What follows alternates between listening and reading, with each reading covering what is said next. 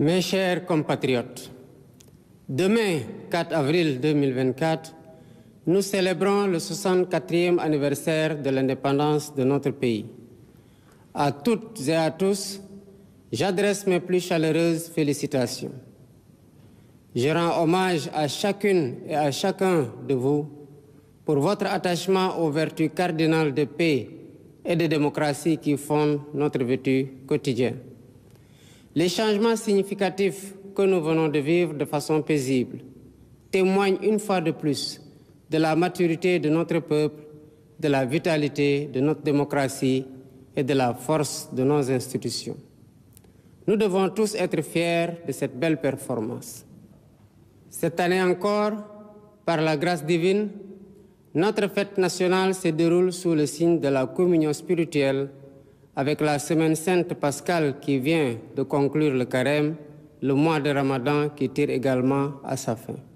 Cette année encore, par la grâce divine, notre fête nationale se déroule sous le signe de la communion spirituelle avec la semaine sainte pascale qui vient de conclure le carême, le mois de Ramadan qui tire également à sa fin. Compte tenu des circonstances, en lieu et place du défilé traditionnel, je présiderai demain, au Palais de la République, une cérémonie de levée des couleurs sobre et symbolique.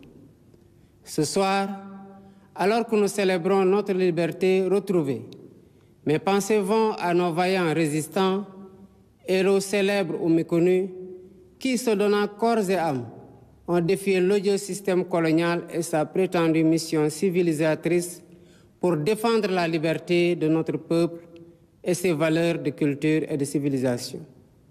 Je voudrais également saluer avec respect et affection nos anciens combattants qui ont sacrifié leur jeunesse loin de leur famille au prix de leur liberté et de leur vie. Je rends un vibrant hommage à mes prédécesseurs, les présidents Léopold Sédar Senghor, Abdou Diouf, Abdoulaye Wade et Macky Sall, qui, chacun, a apporté sa pierre à l'œuvre de construction nationale. C'est sur la base de ce legs que je veux poursuivre avec vous notre quête collective du Sénégal de nos rêves. Mes chers compatriotes, la fête nationale met à l'honneur nos forces de défense et de sécurité. À vous, officiers, sous-officiers et militaires du rang, qui avez choisi le métier risqué des armes, je réaffirme la reconnaissance de la nation. Je vous exprime ma fierté, mon soutien et mon entière confiance dans vos missions au service de la patrie, de la paix en Afrique et dans le monde.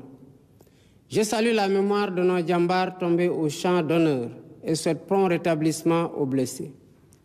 L'État restera toujours solidaire de leurs familles avec soin et compassion. Le thème de cette édition, les forces armées au cœur de la cohésion nationale, nous interpelle par son actualité et sa pertinence. Il nous rappelle qu'au-delà du cérémonial, la fête nationale est surtout l'occasion d'une introspection individuelle et collective sur notre commun vouloir de vie commune. Nos forces de défense et de sécurité, sous le concept armée-nation, symbolisant la diversité et la cohésion de leurs composantes socio-culturelles, nous offrent un bel exemple de ce que doit être le vivre ensemble sénégalais. En tant que chef suprême des armées et garant de l'unité nationale, je suis déterminé à préserver notre vivre ensemble, hérité de nos ancêtres, parce que nous n'avons qu'une seule patrie, le Sénégal, notre abri commun, que nous aimons tous, qui ne commence pas par nous et ne finit pas avec nous. Dans cet esprit, mon rôle, et je l'assume pleinement, est de tendre la main à toutes et à tous pour rassembler, rassurer, apaiser et réconcilier afin de conforter la paix, la sécurité et la stabilité indispensables au développement économique et social de notre pays. De l'Est à l'Ouest, du Nord au Sud, je souhaite que notre cher Sénégal reste uni et indivisible, en paix, en harmonie avec notre devise nationale, un peuple, un but, une foi. Nous le devons à nous-mêmes, nous le devons à nos enfants, nous le devons aux générations futures.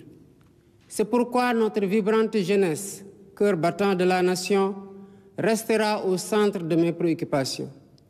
Chers jeunes du Sénégal, je fais mien vos rêves, vos aspirations et vos ambitions légitimes de réussir pour être utile à vous-même, à vos familles, à vos communautés et à votre pays. L'éducation, la formation au métier, l'emploi, l'entrepreneuriat des jeunes et des femmes restent des défis majeurs à relever. J'en ferai une priorité élevée des politiques publiques en concertation avec le secteur privé. Nous devons à cet effet revisiter les mécanismes existants, les améliorer et les rationaliser afin qu'ils répondent mieux aux besoins d'emploi et autres activités génératrices de revenus pour les jeunes. Pour encourager la création d'emplois, je compte m'appuyer sur un secteur privé fort parce que soutenu par l'État. Sur la base de nos besoins prioritaires, nous travaillerons ensemble pour endogénéiser notre économie. Bien entendu, le secteur privé international aura son plein rôle à tenir. Les Sénégalais sont braves, mais ils sont fatigués et attendent de nous des solutions contre la vie chère. La question du coût de la vie me préoccupe particulièrement et retient toute mon attention. Dans les jours à venir, des mesures fortes seront prises dans ce sens, après les concertations que j'entreprendrai avec les acteurs concernés. Mes chers compatriotes, de l'indépendance à nos jours, notre système politico-institutionnel et judiciaire a vécu bien des péripéties, les unes plus heureuses que les autres. 64 ans après, le moment me semble venu de tirer les leçons de nos réussites et de nos échecs pour une gouvernance publique plus moderne, plus républicaine et plus respectueuse des droits humains. C'est pourquoi, après avoir démissionné dans mon poste de secrétaire général de PASTEF Les Patriotes, pour ainsi me mettre au-dessus de la mêlée, je convoquerai de larges concertations avec la classe politique et la société civile sur la réforme du système électoral notamment, le remplacement de la Sénat par une commission électorale nationale indépendante avec un renforcement de ses moyens de fonctionnement et de ses prérogatives, la rationalisation du nombre de partis politiques ainsi que leur financement, l'inscription sur le fichier électoral concomitamment à la délivrance de la pièce nationale d'identité.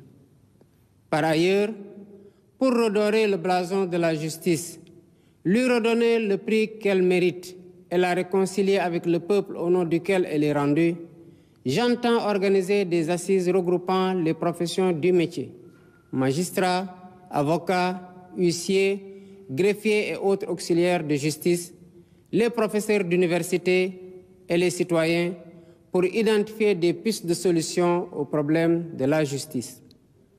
Dans la quête d'un Sénégal meilleur au bénéfice de tous, j'entends instaurer une gouvernance vertueuse fondée sur l'éthique de responsabilité et l'obligation de rendre compte.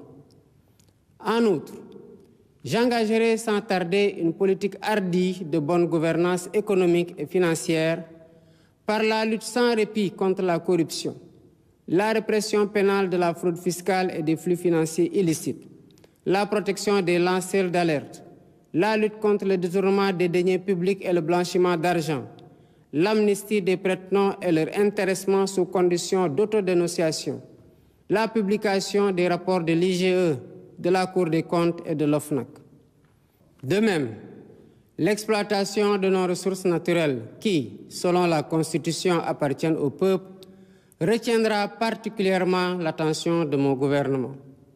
Ainsi, en plus de la mise en ligne déjà effective des contrats miniers, pétroliers et gaziers sur le site de l'ITIE Sénégal, je ferai procéder à la divulgation de la propriété effective des entreprises extractives conformément à la norme ITIE, à l'audit du secteur minier, gazier et pétrolier et à une protection plus soutenue du contenu local au bénéfice du secteur privé national.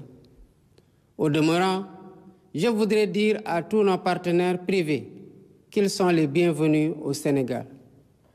Conformément aux lois et règlements en vigueur, les droits de l'investisseur seront toujours protégés, de même que les intérêts de l'État et des populations.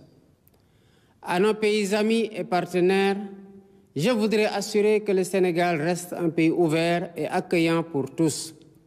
Nous veillerons sans cesse à maintenir et raffermir les relations de bon voisinage et de solidarité agissantes au sein de nos organisations communautaires, notamment la CEDEAO et l'UEMOA.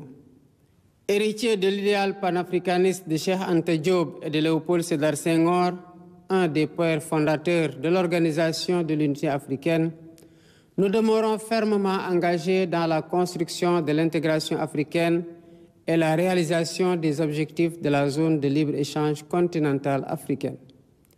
Nos partenaires étrangers de tous horizons sont d'égale dignité pour nous. À tous, nous devons respect et considération.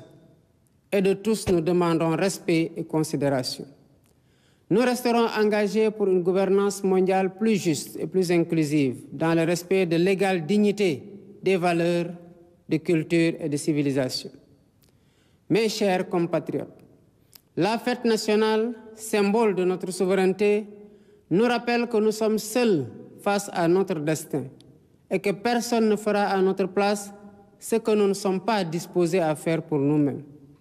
Nous avons la responsabilité historique de conforter notre souveraineté en rompant les chaînes de la dépendance économique par le culte permanent du travail et du résultat.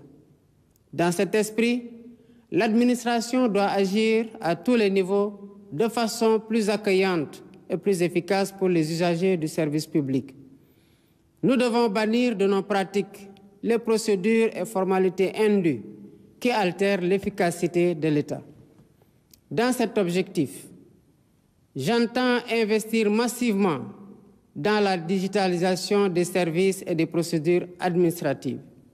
De même, il y a urgence à gagner notre souveraineté alimentaire en investissant plus et mieux dans l'agriculture, la pêche et l'élevage, les trois mamelles nourricières de notre pays. Je tiens particulièrement à ce que les subventions substantielles dépensées chaque année dans la campagne agricole bénéficient aux véritables producteurs et non à des acteurs intermédiaires. En définitive, mes chers compatriotes, l'indépendance que nous célébrons demain est certes un événement festif, mais aussi et surtout un test de résilience et de grandeur pour la nation.